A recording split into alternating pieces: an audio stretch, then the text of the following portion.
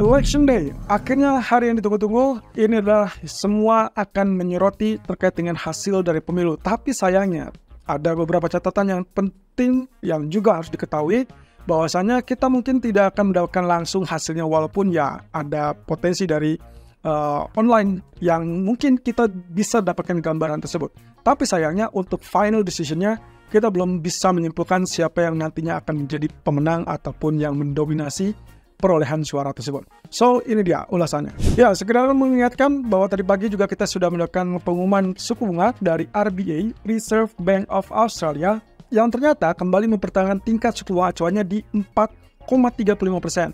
Sebagai satu catatan teman-teman, RBA menjadi salah satu atau bahkan bisa dibilang mungkin satu-satunya bank sentral global yang tetap mempertahankan tingkat suku bunga acuannya di 4,35% di saat bank sentral lain sudah terfokus dengan pemangkasan suku bunga. Bahkan Jepang ya pengecualian ya, karena Jepang relatif lebih memilih untuk menaikkan suku bunga.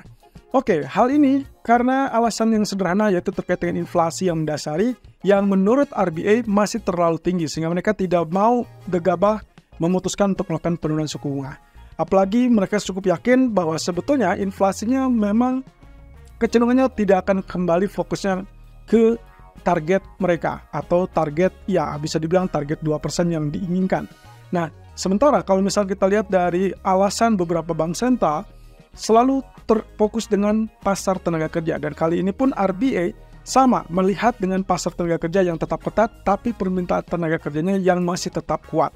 Sehingga mereka tidak punya keputusan untuk segera melakukan hal tersebut. Dan lagi-lagi inilah 1 tahun yang bisa dibilang suku bunga tersebut terus bertahan dari sejak November 2023. Terakhir mereka melakukan kenaikan suku bunga itu di bulan November dengan angka 25 basis point dari 4,10% menjadi 4,35%. Dan setelah itu akhirnya dipertahankan sampai detik ini. Jadi genap 1 tahun mereka mempertahankan tingkat suku bunga acuan. Tapi mungkin mereka akan memberikan gambaran, yaitu kaitannya dengan proyeksi pertumbuhan ataupun inflasi mereka ke depannya yang kemungkinan masih juga tetap jauh untuk melakukan penurunan suku bunga. So, kita tinggalkan RBA karena kemungkinan potensinya agak sulit untuk mengharapkan pemangkasan suku bunga dari RBA tersebut. Nah, ini adalah hal yang menarik teman-teman, karena biasanya kalau kita kaitkan dengan RBA atau Reserve Bank of Australia, maka kemungkinan kecenderungannya mendekatilah dengan Bank Sentral New Zealand, yaitu Reserve Bank of New Zealand. Sayangnya ternyata Bank sentral dari New Zealand justru sudah melakukan pemangkasan suku bunga, dan itu adalah kedua kalinya di tahun 2024. Jadi kita lihat di sini RBA resmi sebagai satu-satunya bank sentral global yang tetap bertahan dengan tingkat suku bunga yang cukup tinggi. Nah, di sisi lain ada kabar bagus yang tentunya Anda lihat sendiri bahwa hasilnya Hang Seng mengalami rebound ataupun kenaikan sampai zona 20900-an. Hanya saja apakah dia akan melanjutkan kenaikan? Ini yang masih harus menjadi perhatian ataupun tanda tanya. Karena seperti kita ketahui bahwa investor global masih tetap menunggu hasil dari komite tetap ataupun yang kita kenal dengan NPC meeting yang baru akan memberikan pengumumannya di tanggal 8 November mendatang. So, dari data ekonomi tadi pagi terlihat data service PMI versi Caixin yang dirilis dengan angka yang sangat kuat. 52,0 versus ekspektasi 50,5. Satu sisi, ini adalah kenaikan yang cukup mencolok dan tetap mengisyaratkan bahwa ekonomi sudah terekspansi. Sementara kalau kita lihat dari data sebelumnya, data versi official atau NBS justru cenderung berada di 50.2. Ya, mungkin ada gap sedikit yang agak berbeda. Tapi pada intinya, hal ini menunjukkan ada aktivitas bisnis yang mulai sedikit mengalami pertumbuhan ataupun peningkatan. Itulah sebabnya kecenderungannya ekspektasi untuk aktivitas di masa depannya kecenderungan masih bisa mengalami kenaikan lebih lanjut. Bahkan kalau misalkan kita lihat dari pernyataan Perdana Menteri Li Qiang, ternyata dia cukup optimis dengan kondisi pertumbuhan ekonomi yang kemungkinan itu adalah syarat mutlak untuk terjadinya pembangunan berikutnya. Nah, kalau kita lihat target GDP mereka adalah 5% untuk tahun 2024, ternyata mereka cukup optimis untuk bisa mencapai target tersebut. Bahkan untuk proyeksi tahun depan pun mereka masih tetap yakin itu bisa dicapai. Nah, tentunya ini masih tetap dalam pertumbuhan yang bisa dibilang cukup positif, sehingga membuka kemungkinan untuk kerjasama dengan pihak luar ataupun negara-negara lain. Dan ini adalah satu kemajuan yang karena kita ketahui bersama, China dikenal dengan negara yang tertutup untuk membuka diri dari investasi negara lain. Tapi hal ini tentunya akan juga mendukung terkait dengan rencana NPC yang kemungkinan akan mengumumkan terkait dengan kebijakan berikutnya. Nah, salah satunya adalah kebijakan stimulus fiskal yang sangat dinantikan untuk mendorong ataupun menopang kondisi ekonomi. Di sisi lain, teman-teman, ada pandangan dari Citigroup terbaru terkait dengan emas. Ini kaitannya dengan pilpres ataupun pemilihan presiden. Oke, menurut Citi, hati-hati karena kemungkinan harga emas bisa saja kembali turun setelah pemilu Amerika selesai.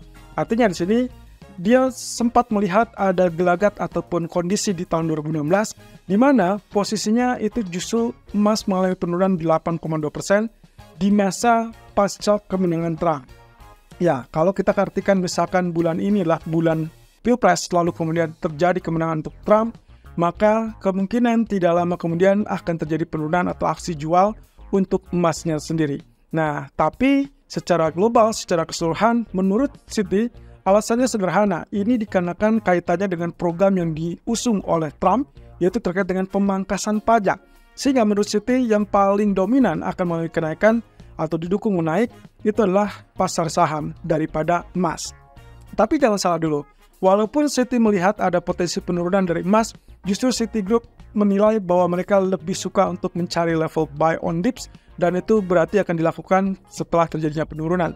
Nah, penurunan tersebut akan menjadi kesempatan karena Citi masih melihat dalam 6 bulan ke depan harga emas masih bisa mengalami lonjakan ataupun kenaikan sampai teritori $3.000 per troy ounce. Alasan sederhana, pertama yaitu terkait dengan melemahnya pasar tenaga kerja Amerika, dan yang kedua adalah terkait dengan meningkatnya permintaan ETF. Dan ini juga hal yang pernah kita kupas bersama, bahwa sampai detik yang bisa dibilang tidak terjadi perubahan apapun yang signifikan terhadap penurunan suku bunga, maka kemungkinan emas masih bisa mengalami kenaikan, walaupun dengan catatan hasil dari Pilpres Amerika kemungkinan direspon secara spontan dengan aksi jual ataupun aksi penurunan. Tapi ya mungkin hanya sekedar profit taking. Tapi di sisi lain, event saat ini mungkin akan berbeda. Kenapa? Karena selisih 1 hari kita akan mendengarkan keputusan suku bunga dari Bank Sentral, yaitu Federal Reserve, yang kemungkinan sangat besar peluangnya untuk melakukan penurunan 25 basis point. Jadi ini yang juga sempat kita kupas di hari Senin kemarin, bahwa kecenderungannya emas kalaupun terjadi penurunan, kemungkinan akan relatif terbatas, lalu kemudian mereka akan fokus dengan suku bunga Federal Reserve. Jadi, kalaupun ada dips ataupun ada correction ataupun weakness dalam hal ini adalah harga mengalami penurunan, maka itulah kesempatan untuk Anda segera mencari level buy on dips. Di sisi lain, ketatnya Pilpres Amerika untuk tahun 2024 kelihatan dari jajak pendapat sampai detik terakhir yang menunjukkan angka yang cukup ketat antara Donald Trump dan juga Kamala Harris. Hasil dari jajak pendapat bahkan membalikkan semua kenyataan ataupun semua prediksi dari para pelaku pasar yang semula meyakini bahwa Donald Trump akan memenangkan kontestasi tersebut. Ternyata di detik-detik terakhir jajak pendapat menunjukkan justru sebaliknya, dan sehingga akhirnya pasar pun kini beralih untuk potensi kemenangan dari Kamala Harris. Satu sisi teman-teman, ada yang perlu saya ingatkan di sini, kemungkinan kalau lihat dari sejarah 2 pemilu terakhir, kita mungkin belum akan mendapatkan siapa penang sesungguhnya hanya dalam waktu singkat. Jadi artinya kalau memang ternyata Pilpres tersebut atau hari pemilihan tersebut sudah selesai, maka electoral vote itu kemudian lalu dibuka, lalu kemudian dilakukan perhitungan, dan jangan sampai berharap bahwa hari itu pula kita akan dapatkan pemenangnya. Justru mengacu kepada 2016, Biden pun mengalami ataupun menjadi pemenang setelah diumumkan beberapa hari hasil dari electoral vote. Jadi dalam hal ini 24-48 jam ke depan akan menjadi masa-masa yang cukup menegangkan untuk pasar ekuitas global, termasuk juga investor global yang sangat menginginkan atau ingin mengetahui siapa yang akan menjadi presiden dan apa program yang akan dilakukan. Nah, di sisi lain, fokus utama ini tentunya akan membuat pasar terus dibayangi oleh ketidakpastian sampai beberapa hari ke depan. Walaupun, ya tadi yang saya bilang, berarti kita akan berkutat dengan FOMC meeting di tanggal 7 atau 8 November. Dan itu berarti nanti malam, daripada Anda menunggu terkait dengan hasil pilpresnya, sebaiknya Anda fokus terlebih dulu dengan data ISM non-manufacturer atau ISM service dan juga versi S&P Global. Ingat, kunci utamanya adalah ISM yang kita harapkan datanya relatif lebih ringan atau lebih rendah. Kalau misalkan itu terjadi, maka akan semakin menguatkan dukungan untuk penurunan suku bunga dari Federal Reserve.